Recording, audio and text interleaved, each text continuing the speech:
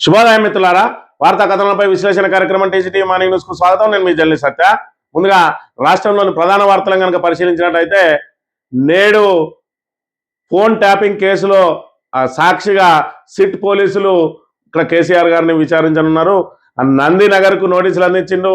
మరి ఇదివరకే నోటీసులు ఇచ్చిన సమయంలో నేను ఎర్రవెల్లిలో నివాసం ఉంటున్నా, తదుపరి నోటీసులు ఏమైనా ఉంటే కూడా ఇక్కడికే పంపించండి, ఏదైతే ఎలక్షన్ హడావిడిలో ఉన్నాం కాబట్టి తదుపరి డేట్ ప్రకటించి మరి ఇక్కడ 160 సిఆర్పిసి నిబంధనల ప్రకారం నేను ఎక్కడ నివాసం ఉంటే అక్కడే విచారించాలి కాబట్టి మీరు ఎర్రవెల్లికి రండి అని అంటే, పోలీసులు కావాలని మేము మీ ఎన్నికల అఫిడవిట్ లో నందినగర్ అనే నివాసమే ఉన్నది కాబట్టి మేము నందినగర్ లోనే విచారిస్తామని చెప్పి అక్కడ ఎవరు లేకున్నా కూడా గేట్లకు నోటీసులు అంటేసి వెళ్ళడం జరిగింది. మరి నిన్నటి రోజున కేసీఆర్ గారు రిప్లై ఇస్తూ, మీరు చేసిన పని చట్ట విరుద్ధం అయినప్పటికీ ఒక భారత పౌరునిగా, బాధ్యతాయుతమైన పౌరునిగా, మాజీ ముఖ్యమంత్రిగా, ప్రస్తుత ప్రతిపక్ష నేతగా మీరు చట్టాన్ని గౌరవించకున్నా కూడా నేను చట్టాన్ని గౌరవిస్తా, చలో 3 గంటలకు నేను నందినగర్ నివాసంలోనే అందుబాటులో ఉంటా, అక్కడికే వచ్చి విచారించండి అని చెప్పి పోలీసులకు రిప్లై ఇవ్వడం జరిగింది.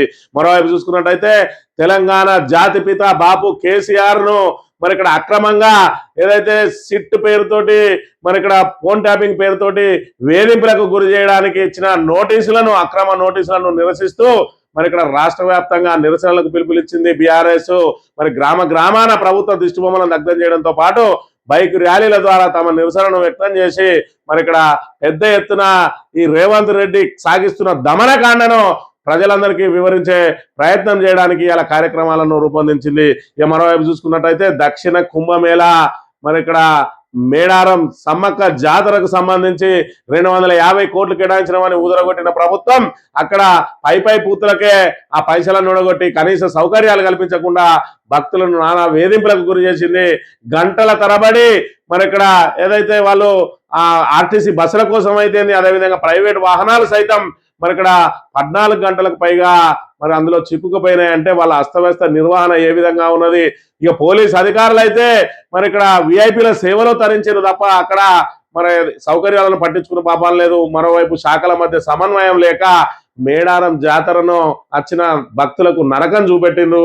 మరి మేడారం జాతరకు సంబంధించిన వార్తలు ముందుగా పరిశీలించినట్టయితే, ఇక్కడ చూసుకున్నట్టయితే వనంలోకి వరాల తల్లులని నిన్నటి రోజున జాతర ముగిసింది, వన ప్రవేశం జరిగింది. ఇక్కడ చూసుకుంటే జాతర జామ్, అధికారులు ఆరాం. మేడారం చుట్టూరా నిలిచిపోయిన వాహనాలు 30 కిలోమీటర్లకు 14 గంటల సమయం. మేడారం పసరా రూట్ లో కదలని ఆర్టీసీ బస్సులు, అర్ధరాత్రి తిండికి దూపకు తలడిల్ల భక్తులు, ట్రాఫిక్ క్లియర్ ను పట్టించుకున్న అధికారులు, జాతర నిర్వహణలో ప్రభుత్వం ఫెయిల్. మరి ఇక్కడ చూసుకున్నట్టయితే మేడారంలో అన్ని శాఖలు విఫలం. మేడారం జాతర నిర్వహణలో జిల్లా యంత్రాంగం విఫలమైంది. జాతర కోసం కోట్ల రూపాయలు ఖర్చు చేశామంటూ కాంగ్రెస్ ప్రభుత్వం చెప్పిన మాటలు గొప్పలుగానే మిగిలిపోయినాయి. ముఖ్యంగా ఆర్టీసీ, పోలీసు, రెవెన్యూ, ఐటీడీఏ, దేవాదాయ, విద్యుత్ శాఖ అధికారులు సమన్వయంతో పనిచేయాల్సి ఉండగా ఎవరికి వారు యమునా తీరే అన్న రీతిలో వాళ్ళ పట్టించుకోవడం పాపాన పోలేదు. ఇక మంత్రి ఏదైతే సీతక్క గారైతే నేను ఇక్కడే ఉండి పర్యవేక్షిస్తున్నా అని చెప్పి రీల్స్ తీసుకోవడానికే పరిమితమైంది. వచ్చిన విఐపీలను తీసుకెళ్లడం, వాళ్ళతో రీల్స్ చేయడం, పోలీస్ అధికారులు కూడా రీల్స్ లో మునిగి తేలిరు తప్ప సమ్మక్క జాతరకు సంబంధించి మేడారం వచ్చే భక్తులకు ఏ సౌకర్యాలు కల్పించడంలో విఫలమైనరు. అదేవిధంగా అక్కడ కనీసం మరుగుదొడ్లు కూడా మరి ఇక్కడ అందుబాటులో లేకుండా నానా తిప్పలు పడ్డ పరిస్థితిని మనం చూడవచ్చు. ఏదేమైనా కూడా మేడారం జాతర ఈ చేతగాని ప్రభుత్వం, దద్దమ్మ ప్రభుత్వం ఆ జాతరను నిర్వహించడంలో పూర్తి స్థాయిలో విఫలమైనట్టుగా మనం తెలుసుకోవచ్చు. ఈ వార్తా కథనాలు పరిశీలించినట్టయితే, సిట్ నోటీసులు చట్ట విరుద్ధం, రాజ్యాంగ వ్యతిరేకం అయినా సహకరిస్తా, రండి విచారణకు అంటున్న కేసీఆర్. కేసీఆర్ అంటే ఉద్యమం, కేసీఆర్ అంటే విజయం. తెలంగాణ సాధకుడు, ప్రగతి ప్రబోధకుడు. పాలిస్తున్నది కాంగ్రెస్ అయినా ప్రజల గుండెల్లో నిలిచింది కేసీఆరే. ఆయన 10 ఏళ్ల పాలన విజయగాథలే ఇప్పటికీ విశ్వ వీధుల్లో రెపరెపలాడుతున్నాయి. అందుకే వారికి కేసీఆర్ అంటే అక్కసు. ఆనవాళ్లు చెరిపేయాలనే ఉరుకులాట, కుల్లి కంపు కొడుతున్న అక్రమార్కుల పాలనను అడుగడుగునా ప్రజల పక్షాన నిలదీస్తున్నది కేసీఆర్. నిద్ర లేకుండా చేస్తున్నది కేసీఆర్. తెలంగాణను ఆగం చేసే ఎత్తుగడలను ఎండగడుతున్నది కేసీఆర్. హక్కులను తాకట్టు పెడుతున్న ఇంటి దొంగలను కడిగేస్తున్నది కేసీఆర్. వారు ఎన్నడూ అందుకోలేని శిఖరం కేసీఆర్. తోసి రాజనలేని నికర సత్యం కేసీఆర్. చేతగాని చేయవలేని పాలనను నడిబజార్లో నిలబెడుతున్నది కేసీఆర్. అందుకే మాయదారెత్తులతో, మోసగారు జిత్తులతో గద్దెనెక్కిన కాంగ్రెస్ పాలకులు చేసిందేమీ లేదు, చెప్పుకునేందుకు అసలే లేదు. అడుగడుగునా కేసీఆర్ విజయాలు వారిని పరిహసిస్తున్నాయి. అందుకే కేసీఆర్ అంటే వారికి కక్ష, కార్పణ్యం. పగలు సెగలుతో రగిలిపోతున్న కాంగ్రెస్ పాలకులకు కేసీఆర్ అనే 3 అక్షరాలు ఓ టార్గెట్. చెల్లని కేసులు డొల్ల నోటీసులతో కొండపైకి బండను ఎక్కించాలని అపసోపాలు పడుతున్నారు. ఆకాశంపైకి ఉమ్మేసే వికృత సాహసానికి ఒడిగడుతున్నారు. నిజ స్వరూపాన్ని చూపే నిలువుటద్దం మీద రాళ్లు వేయాలని చూస్తున్నారు. ఎవరిని చేసినా కాంగ్రెస్ గ్రాఫ్ పెరిగేది లేదు, కేసీఆర్ ముద్ర చెరిగేది కాదు. అస్తిత్వమే ప్రశ్నార్థకమైన తెలంగాణ అనే అతి పెద్ద ప్రశ్నకు చిరస్థాయిగా నిలిచే చారిత్రాత్మక భౌగోళిక సమాధానం చెప్పిన కేసీఆర్ మిగిలిన చిల్లర మల్లర చిన్నా చితక రాజకీయ హక్కుపక్షుల వికృత ప్రశ్నలకు అతీతుడు. నాడు నేడు ఎన్నడు ఇది నిజం నిజం నిజం. మరి ఇక్కడ చూసుకున్నట్టయితే కేసీఆర్ ఆనవాళ్ళు చేర్పిస్తాను ఒకడు, కేసీఆర్ ను వేధించడానికి ప్రయత్నాలు చేయడానికి ఒకడు, మరి ఇన్ని రకాలుగా కక్షలు కార్పణ్యాలతోటి కేవలం అసత్య ప్రచారాలతోటి అబద్ధాలతోటి అధికారంలోకి వచ్చిన కాంగ్రెస్ ఇప్పుడు ఏదైతే ఇచ్చిన హామీలను నిలబెట్టుకోలేక నెరవేర్చలేక ఆదాయాన్ని పెంచుకోలేక పరిపాలన చేతగాక గత ప్రభుత్వం మీద నిందలేసి అదే విధంగా మరి ఏదైతే విచారణల పేరుతోటి కమిటీల పేరుతోటి వేధింపులకు ప్రయత్నం చేస్తూ ప్రజలను డైవర్షన్ చేసే ప్రయత్నమే చేస్తా ఉన్నది. మరి జరగని ఫోన్ ట్యాపింగ్ కు, ఆ జరగని అక్రమాలకు, మరి అదే విధంగా జరగని అవినీతికి అన్నిటికి కూడా కోడిగుడ్డు మీద ఈకలు వీకడానికి రోజుకో విచారణ పేరుతోటి తన పీఠాన్ని కాపాడుకోవడానికి రేవంత్ రెడ్డి ప్రతిపక్షాల వైపు మరి ఇక్కడ తన లోటుపాట్లను కనబడకుండా తన వైఫల్యాన్ని కప్పిపుచ్చుకోవడానికి మరి ఇక్కడ కేసీఆర్ గారు లాంటి వాళ్ళను కూడా ఇందులోకి తప్పుడు కేసులోకి గుంజి మరి డైవర్షన్ అంతా అటెన్షన్ చేసుకునే ప్రయత్నం చేస్తా ఉన్నాడు. కానీ తెలంగాణ ప్రజానీకం ఈసడిస్తా ఉన్నారు.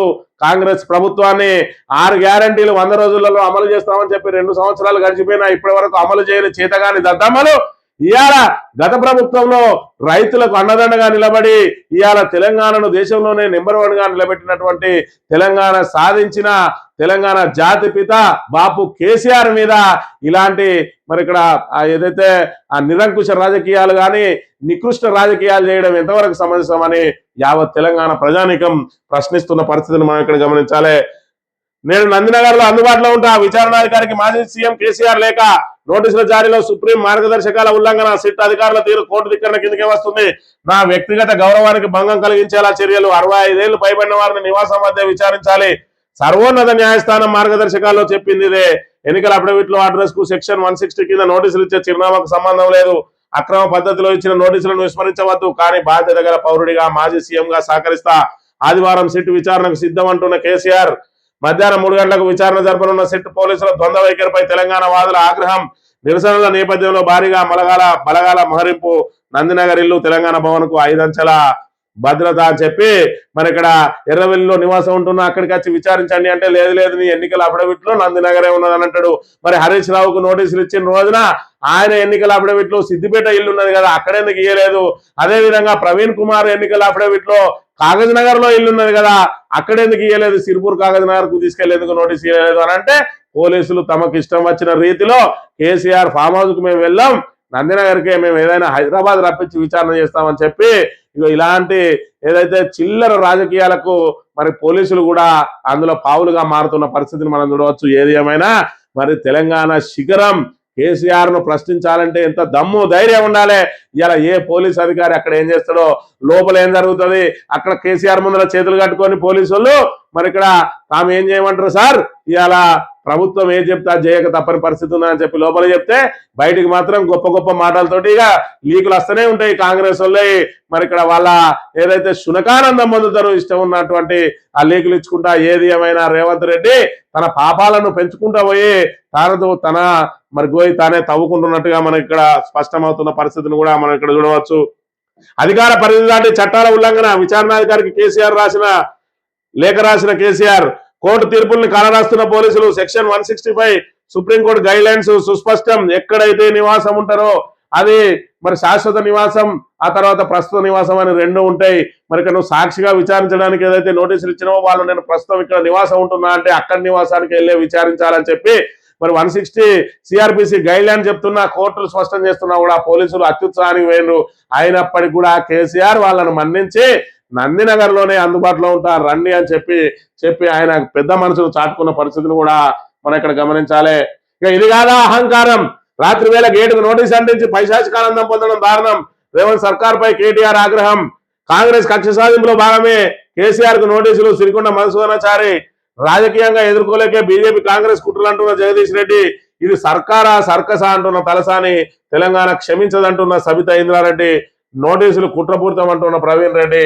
మరి అదే విధంగా కేసీఆర్ కు నోటీసులు ఇవ్వడంపై ఆగ్రహ జ్వాలలు మరి ఇక్కడ దిష్టి బొమ్మలు దగ్ధం జరుగుతున్నాయి. ఈ రోజు అయితే రాష్ట్ర వ్యాప్తంగా నిరసన కార్యక్రమాలు చేపట్టడానికి బీఆర్ఎస్ సమాయత్తమైంది.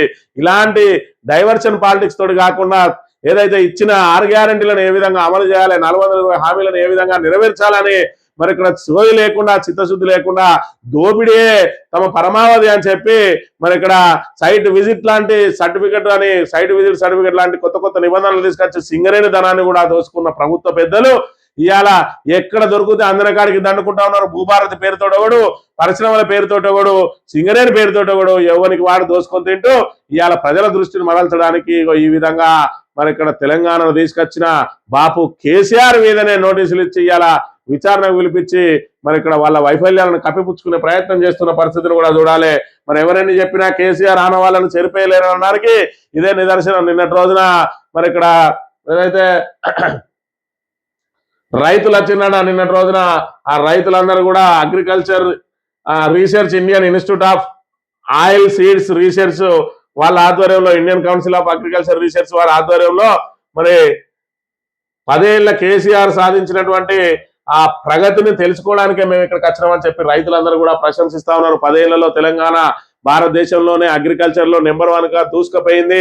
ఆ వ్యవసాయ క్షేత్రానికి వచ్చి వాటిని పరిశీలించడానికి వచ్చి మేము కేసీఆర్ పాలనలో జరిగిన అభివృద్ధిని పరిశీలించడానికి వచ్చినామని చెప్పి రైతులు చెప్తా ఉన్నారు. అంటే కేసీఆర్ పాలన అద్భుతం, రైతులకు భరోసా ఇచ్చి రాష్ట్రానికి కొత్త గుర్తింపు తెచ్చారు. బంజరు భూములను సారవంతంగా మార్చిన నేత కేసీఆర్. ఆయన లేకపోయి ఉంటే పరిస్థితి దారుణంగా ఉండేది. ఈసారి అధికారంలో ఉంటే ఇంకా బాగా చేసేవారు. దేశమంతా తెలంగాణలో కేసీఆర్ పాలన వైపు చూసేది. తొలి ముఖ్యమంత్రి కేసీఆర్ కు పలు రాష్ట్రాల రైతుల కితాబు. ఎవడవునన్నా కాదన్నా ఆనవాళ్ళు చెరిపేస్తే చెరిగిపోయేటి కాదు.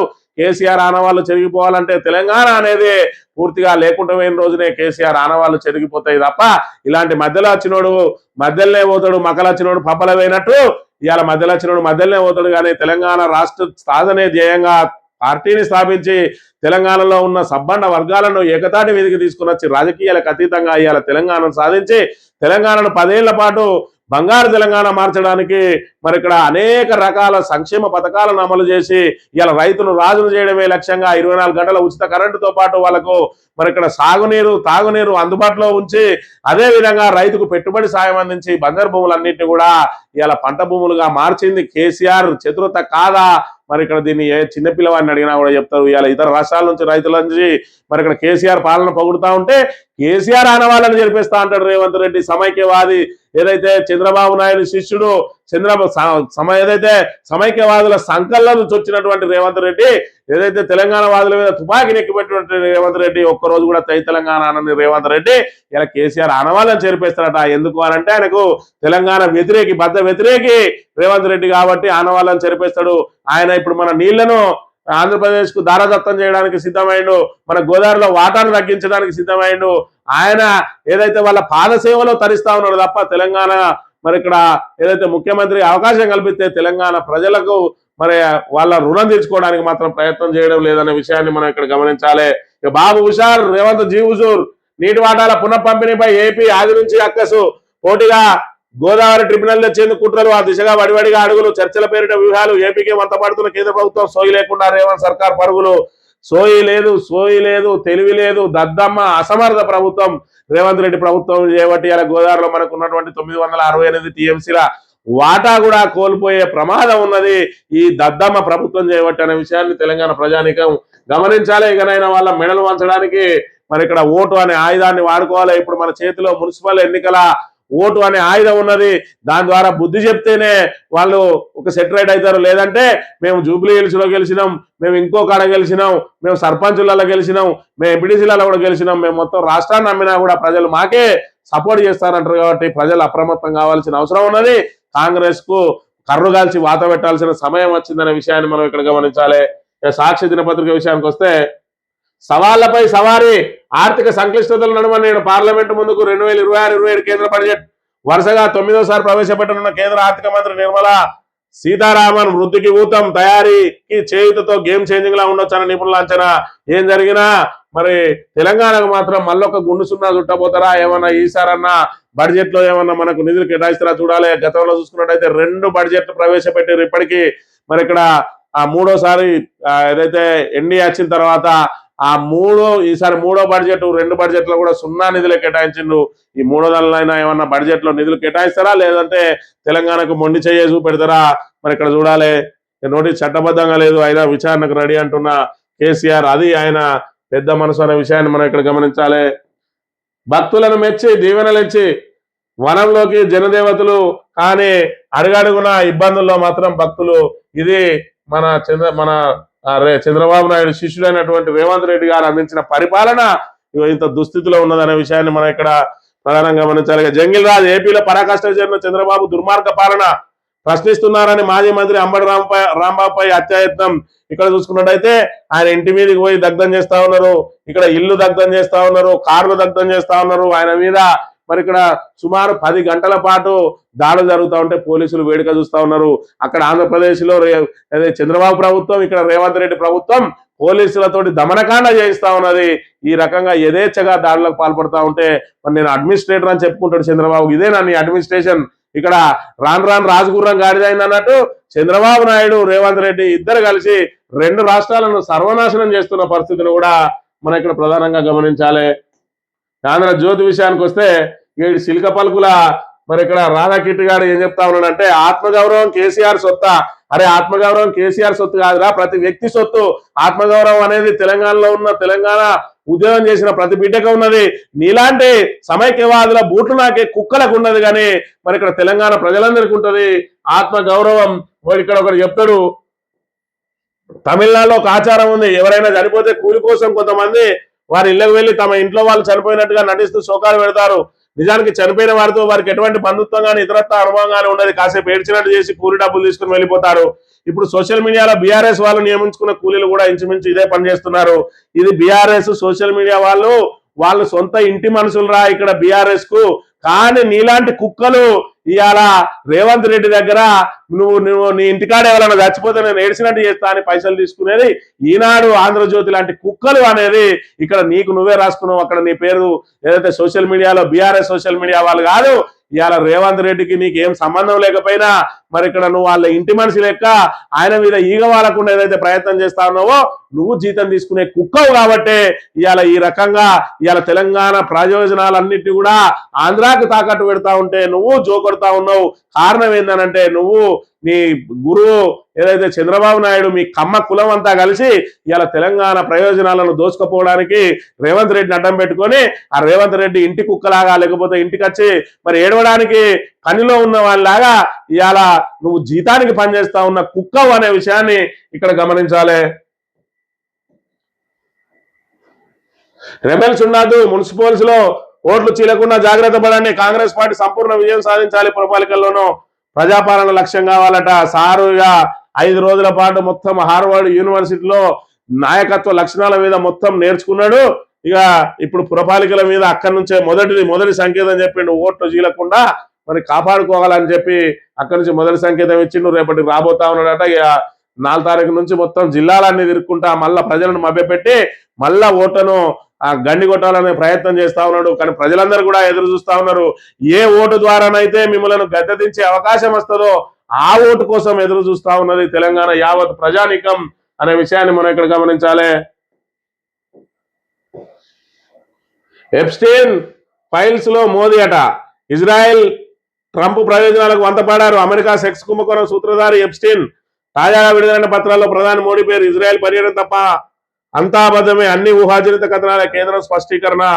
మరి ఇక్కడ ఎప్స్టీన్ ఫైల్స్ అని చెప్పి సెక్స్ కుంభకోణాన్ని ఏదో బయట పెడతా ఉన్నది. బిల్ గేట్స్ కూడా సుఖ వ్యాధులు ఉన్నాయని చెప్పి ఇంకేదో మొత్తానికైతే మరి ఒక దేశాన్ని కుదుపాలంటే ఏదో ఒక అంశం తెర మీదకి రావాలన్న చందంగా ఇలా అమెరికాను కుదపడానికి ఎప్స్టీన్ ఫైల్స్ పేరుతోటి మరొక అంశం తెర మీదకి వస్తే దానిలో మోదీ పేరును కూడా వాడుతూ ఉన్న పరిస్థితిని మనం ఇక్కడ ప్రధానంగా చూడాలి.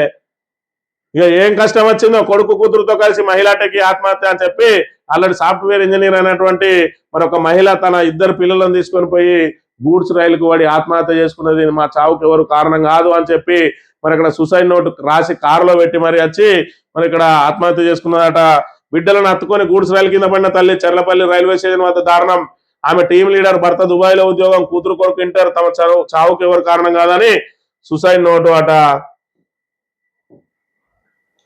ఇక బాబును అసభ్యంగా దూషించిన అంబడి అట లంజ కొడక అంటూ ఏపీ సీఎం పై బూతులు.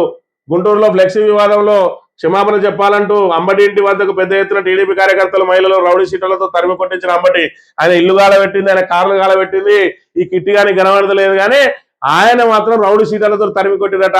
ఎవరన్నా ఇంటి మీదకి వస్తే మరి రారి కొట్టురు అని చెప్పి ఎదురు చూస్తాడా, ఈ కిట్టిగాని మీదకి పోతే కూడా వీడు గట్టనే కూర్చుంటాడా మరి అనే విషయాన్ని ఇక్కడ గమనించాలి. ఇల్లు గాలబెట్టిన ఫోటో లేదు, కారు గాలబెట్టిన ఫోటో లేదు, కానీ ఈయన తరిమేసిండు అని చెప్పి ఇగో ఇది ఎల్లో జర్నలిజం అంటే రాజకీయ వ్యభిచారానికి పాల్పడతా ఉన్నాడు రాధా కిట్టిగాడు అనే విషయాన్ని మనం ఇక్కడ గమనించాలి. ఇక నీటి వాటాలు తేలేదాకా పరిశీలించలేం. పాలమూరు రంగారెడ్డి డిపిఆర్ పై కేంద్రం ట్రిబ్యునల్లో విచారణ పూర్తయ్యేదాకా ఆగాల్సిందే. సమ్మక్క సారక్క డిపిఆర్ సిడబ్ల్యూసి పరిధిలో ఉంది.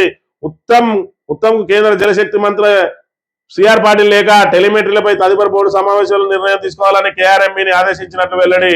మరి ఇక్కడ ఏదైతే ట్రిబ్యునల్లో విచారణ పూర్తయ్యేదాకా ఆగాలన్నప్పుడు మరి టకటక పోయి మనం కమిటీ ఎందుకు కేసుడు అంటే వారి నల్లమల సాగర్ మాత్రం మనం క్లీన్ చిట్ ఇవ్వాలి, వారి బనకచెర్లకు మాత్రం క్లీన్ చిట్ ఇవ్వాలి, మనకు సంబంధించి మాత్రం పాలమూరు రంగారెడ్డికి మాత్రం ట్రిబ్యునల్లో జాగ్రత్త ఆగాలి. అందుకే చెప్తా ఉన్నది బీఆర్ఎస్ ఉరికురికి ఎందుకు ఉరుకుతారో అలా దగ్గరికి వాని ప్రాజెక్టుల కోసం మిమ్మల్ని వెళ్తా అంటే మీరెందుకు తహతాలు ఆడుతా ఉన్నారు?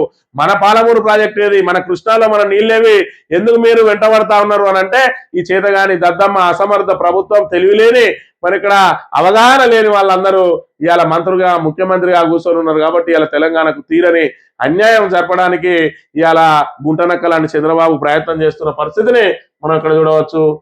ఇక ఈనాడు దినపత్రిక విషయానికి వస్తే విచారణకు సహకరిస్తా, నందినగర్ లోనే అందుబాటులో ఉంటా అని చెప్పిన కేసీఆర్ నిర్లక్ష్యం వద్దు, ప్రతి డివిజన్ వార్డులో గెలుపు ముఖ్యం, ఎందుకంటే ఇక టైం దగ్గర పడుతుంది. మరి ఇక్కడ పూర్తి స్థాయిలో దీన్ని అడ్డం పెట్టుకొని మొన్నటి బొగ్గు స్కామ్ మీద ఆల్రెడీ మరి రెండుగా చీలిపోయింది కాంగ్రెస్. దీనిలో కనుక దెబ్బ కొట్టినట్టయితే దీన్ని ముఖ్యమంత్రిని బాధ్యునిగా చేసి ఈ లుకలుకలన్నీ బయటపడే అవకాశం ఉన్నది. మరి వీటన్నిటికీ మనం అధిగమించాలంటే ఇందులో గెలుపు వచ్చినట్టు ఉంటే కొంతవరకు దాని మీద దృష్టి మరల్చిపోతుంది. కాబట్టి ఎంత అధికార దుర్వినియోగానికైనా పాల్పడండి, ఎంత డబ్బులైనా ఖర్చు చేయండి, కానీ ప్రతి డివిజన్లో గెలవండి. మరి ఇక్కడ ఎవరైతే రెబల్స్ గా ఉంటారో వాళ్ళను బెదిరించో భయపెట్టో నయాన్నో భయాన్నో వాళ్ళను ఉపసంహరింపజేసి ఓట్లు చీలకుండా జాగ్రత్త పడండి అని చెప్పి మరి ఇక్కడ ఏదైతే రేవంత్ రెడ్డి గెలుపు కోసం ఏ విధంగా తాతాలాడుతా ఉన్నాడో దానికి కారణం ఏంటంటే వాళ్ళ అసమర్థత అంతా కూడా మరి ఇక్కడ కప్పిపుచ్చుకోవడానికి ప్రయత్నం చేస్తా ఉన్నాడు. ఈ రోజున మరి రైతులకు తీరని అన్యాయం జరుగుతా ఉన్నది. ఇప్పటికి కూడా యూరియా బస్తాలు దొరకక రైతులు నానా ఇబ్బందులు పడతా ఉన్నారు. రాబోయే రోజులలో కరెంటు కష్టాలు ప్రారంభం కాబోతా ఉన్నాయి. ఇక తాగునీటికే కొరత రాబోతా ఉన్నది. ఇప్పటికే మరి మంత్రులు అదేవిధంగా ముఖ్యమంత్రి ఆకాశంలో విహరిస్తా ఉన్నారు, కింద పరిస్థితులు ఏ విధంగా ఉన్నాయో చూడడం లేదు. గెలుపు అనే మదం తలకెక్కి వాళ్ళు ప్రజా సమస్యల పరిష్కారాన్ని మర్చిపోయింది. కాబట్టి వాళ్ళందరికీ గుర్తు చేయాలంటే ఖచ్చితంగా మున్సిపల్ ఎన్నికల్లో వాళ్ళకి ఎందుకంటే గుర్తుల మీద వచ్చే ఎన్నిక కాబట్టి మరి ఇక్కడ గ్రామీణ ప్రాంత ఓటర్లు లేకున్నా కూడా అర్బన్ ప్రాంత ఓటర్లైనా కూడా గ్రామీణ ప్రాంత రైతులకు మీరు సహకారం అందించాల్సిన బాధ్యత మీ మీద ఉన్నది. ఇవాళ రైతు అన్నం పెట్టే రైతు రోడ్ల మీద అంగలారుస్తా ఉన్నారు. కాబట్టి ఆ రైతులకు అండదండగా ఉండడానికి కాంగ్రెస్ కు బుద్ధి చెప్పడానికి ఖచ్చితంగా కాంగ్రెస్ కు డిపాజిట్ రాకుండా మున్సిపల్లో ఓడించినట్టయితేనే మరి ఇక్కడ తెలంగాణ రాష్ట్రం మళ్ళా ఎంతో కొంత నిలబడే అవకాశం ఉంటుంది. లేదంటే పూర్తిగా ఈ 3 ఏళ్లలో తెలంగాణను సర్వనాశనం చేయడానికి కాంగ్రెస్ ప్రణాళికలు చేస్తా ఉన్నది. కాబట్టి ప్రజలారా, మున్సిపల్ ఓటర్లారా, ఖచ్చితంగా కాంగ్రెస్ కు బుద్ధి చెప్పడానికి మీరంతా కూడా కాంగ్రెస్ ను అధపాతాళానికి దొక్కాలి, డిపాజిట్ రాకుండా వాళ్ళను ఓడగొట్టాలని విజ్ఞప్తి చేస్తూ ఇది ఈ రోజు మార్నింగ్ న్యూస్. రేపు వెళ్తాం. Thank you very much.